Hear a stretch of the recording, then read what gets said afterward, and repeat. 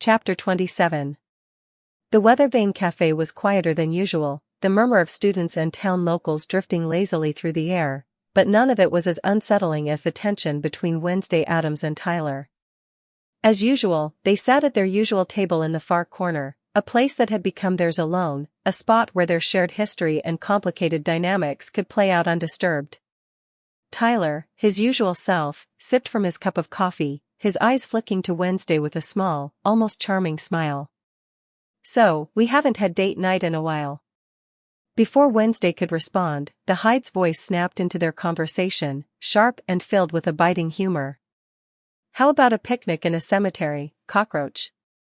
The Hyde's words hung in the air like a cold, mocking breeze. Tyler's eyes tightened for a moment, but before he could rein in the Hyde, his voice continued, albeit more controlled. "Or a crypt," Tyler added, glancing at Wednesday as if trying to gauge her reaction, all while the Hyde simmered beneath the surface. Wednesday didn't react immediately, letting the tension between Tyler and his darker side settle in the space between them. Her gaze never wavered, the expression on her face unreadable, but there was a flicker of something sharper in her eyes, a recognition of the familiar back and forth. Inside Tyler's mind, the argument between the two personas intensified, as it often did when they tried to make a suggestion or take control of their actions. "What do you think you're doing?"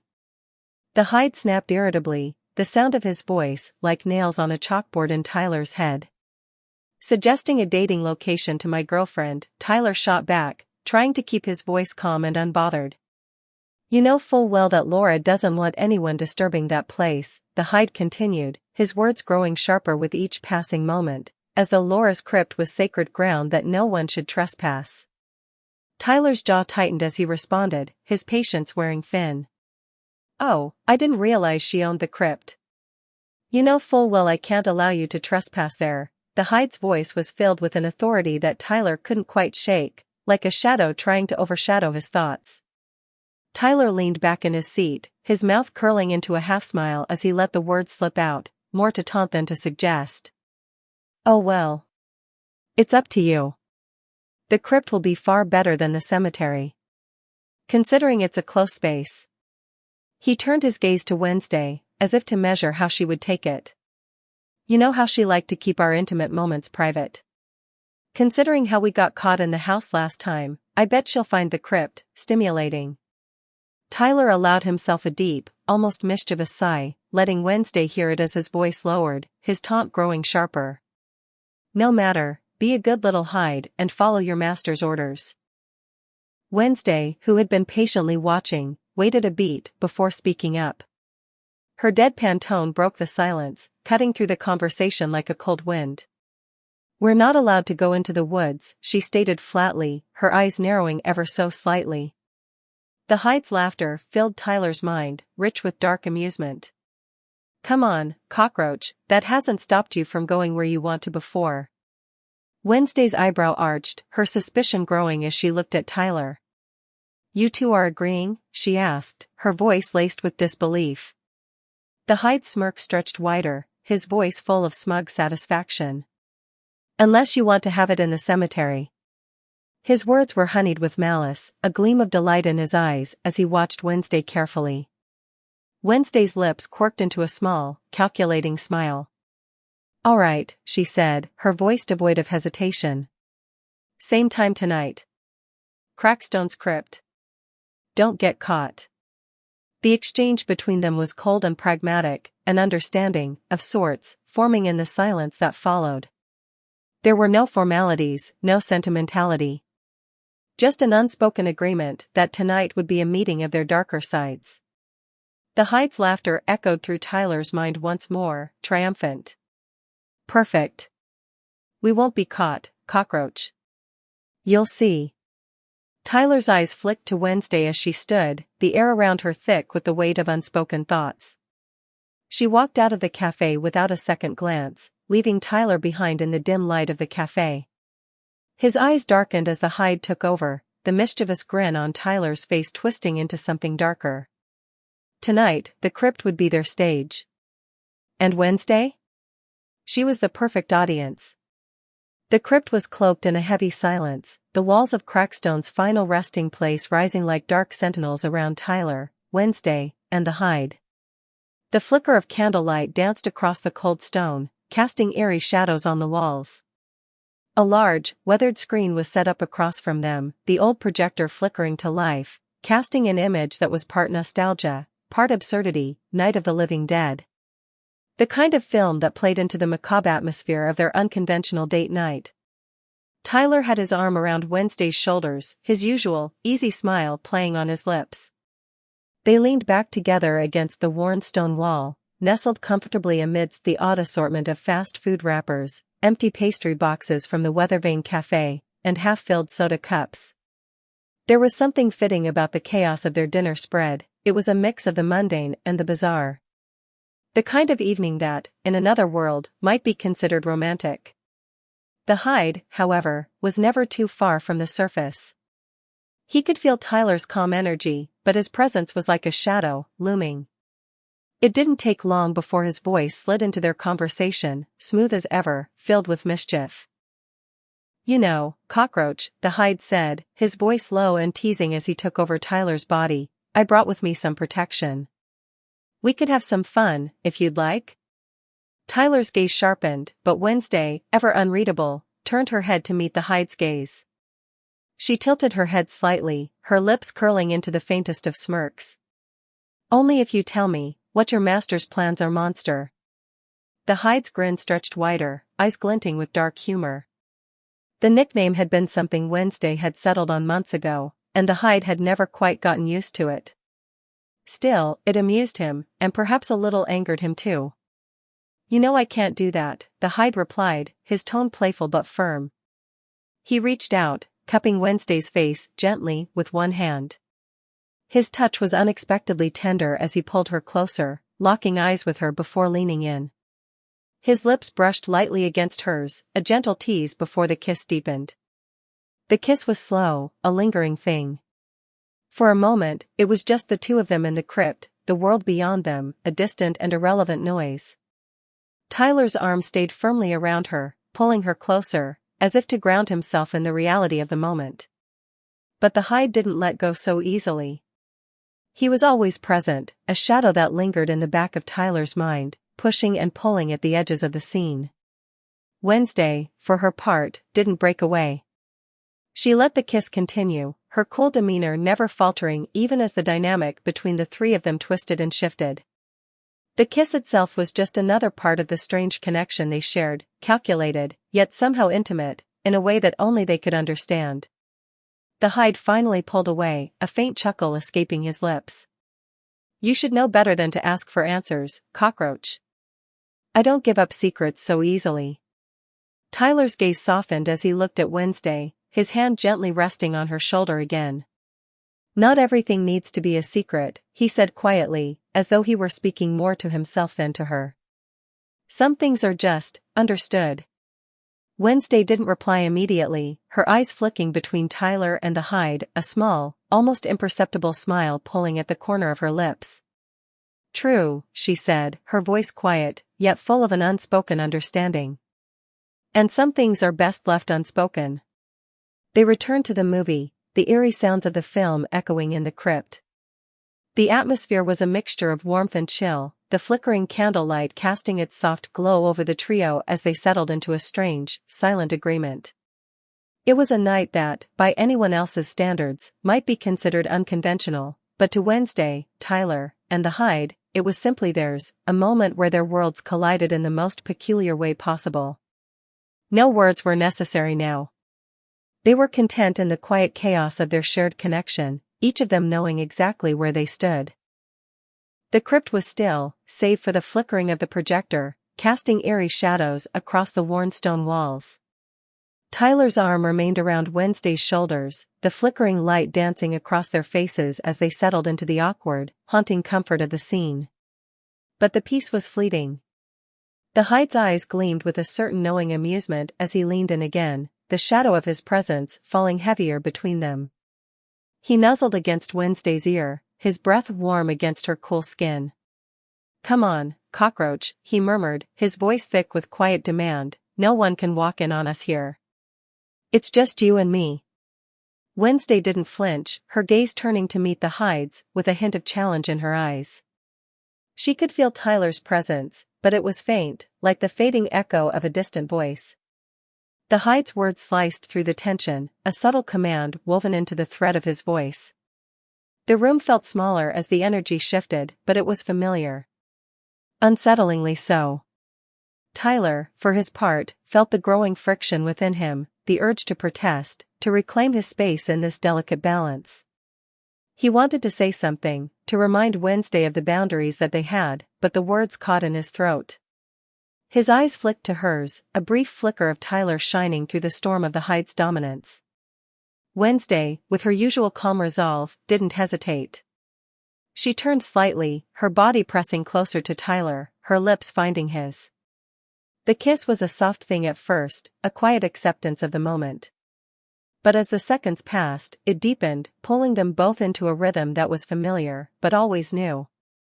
It was a kiss that felt like an agreement, the boundaries of their strange dynamic bending just a little further.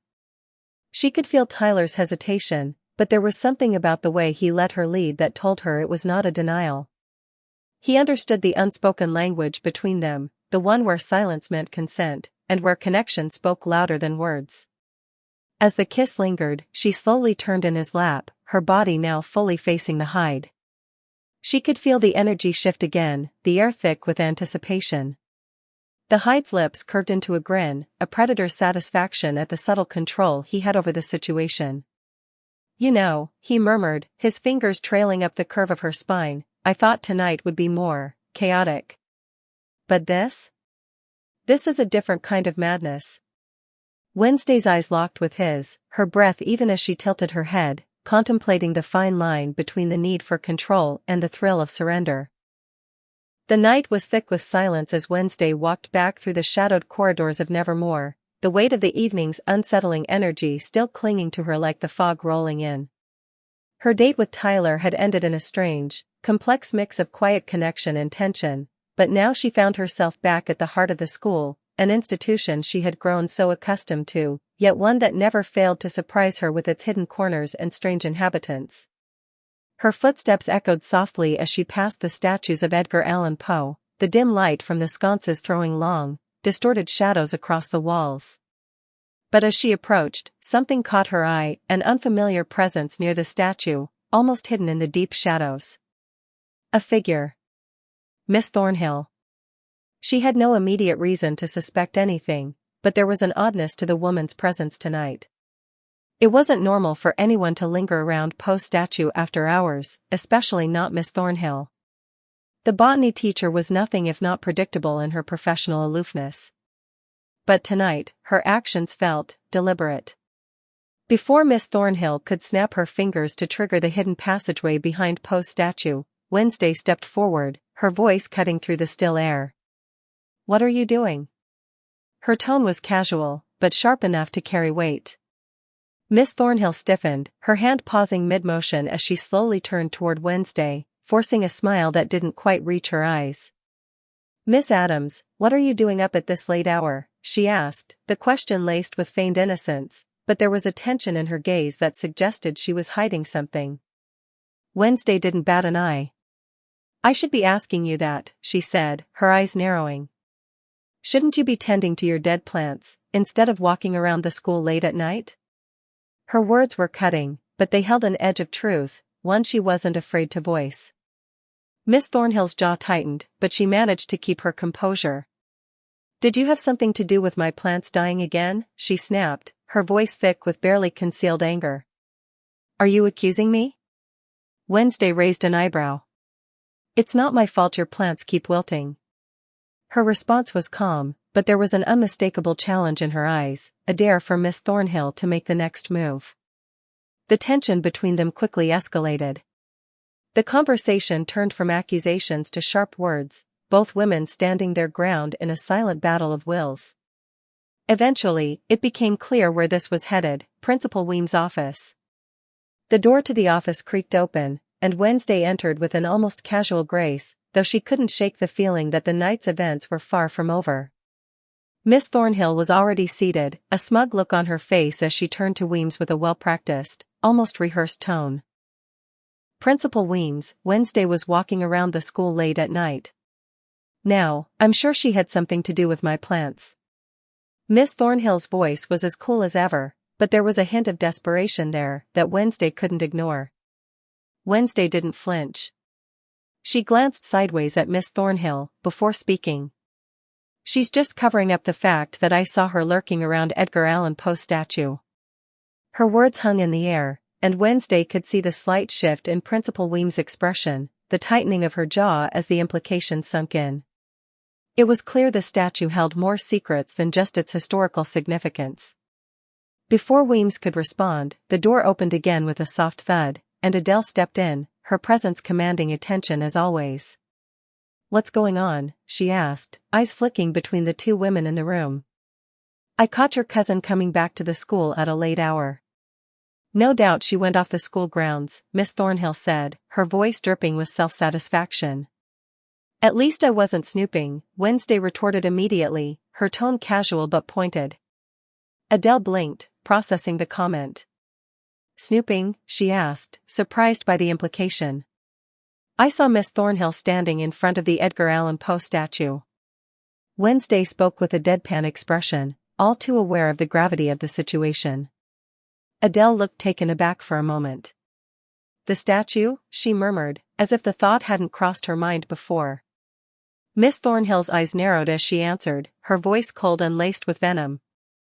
"I'm sorry, Miss Addams, am I not allowed to admire one of the school's most famous alumni?" There was no denying the bitterness in her words, and Wednesday could see the mask of politeness starting to crack. "You can admire him any time during the day. Why admire him at night?" Wednesday shot back, not even bothering to look at Miss Thornhill. The challenge in her words was palpable. "Perhaps, you'd like to tell us why you were out of the school so late?" Miss Thornhill pushed again, trying to regain control of the conversation. "That's none of your business," Wednesday said, her voice flat. She was growing tired of the woman's questions. Principal Weems, who had been quietly observing, finally spoke up, her tone serious. "Enough, Miss Addams. Would you care to tell us why you went outside at such a late hour?" Wednesday leaned back in her chair, unfazed by the pressure. "I was with Tyler." She said it as casually as if she were discussing the weather. Miss Thornhill's eyes widened, but she quickly regained her composure. "You expect us to believe that," she scoffed, clearly not convinced. Adele, clearly concerned now, leaned forward, her voice laced with a hint of panic. "Please tell me you didn't go to Old Gates Mansion," she said, her eyes pleading. "No, we found another venue close by," Wednesday responded, her indifference clear. She didn't care about the specifics. Adele studied her cousin carefully, her eyes narrowing, before a small smile appeared on her face. "I don't need to know. However, I would appreciate it if you told me where you were going beforehand." She gave Wednesday a pointed look. "You can go to your room now." Wednesday stood without a word, her expression neutral as she left the room. Once the door clicked shut, the tension in the office didn't dissolve. Miss Thornhill slammed her hand on the desk in frustration. "That's it? She was off campus at night, and you're just going to let her walk away with no consequences?" Adele, unfazed, stood her ground. "She was on a date. I'm not going to make a big deal out of it." Miss Thornhill's eyes flashed with indignation. "How about you focus on your gardening skills instead of hyper-focusing on Wednesday? Focus on how to keep your plants from dying, or your head's going to be on the chopping block next semester." The sharp words left Miss Thornhill floundering, her gaze shifting to Principal Weems, who remained silent. After a tense moment, Miss Thornhill, not finding the support she sought, stormed out of the office, slamming the door behind her. Adele allowed herself a small smile, but it quickly faded as she turned her attention back to Weems. "Still don't think she's suspicious?" If Wednesday hadn't stopped her, she would have found the Nightshade Library. Or worse, she might have already been there. Weems looked at Adele with an expression that was both calm and calculating. "Put your worries to rest, Adele. We're nearing the halfway point of the semester. After midterms, it will be finals, and we can hire a new botany teacher next year. Despite her words, there was a flicker of concern behind her eyes, and Adele couldn't shake the feeling that the Nightshade Library wasn't the only secret Miss Thornhill might have stumbled upon. If she's not careful, she might uncover more than just the library. Adele's gaze hardened, and she knew that the game was far from over. Like, comment, and subscribe to be notified for updates on this series.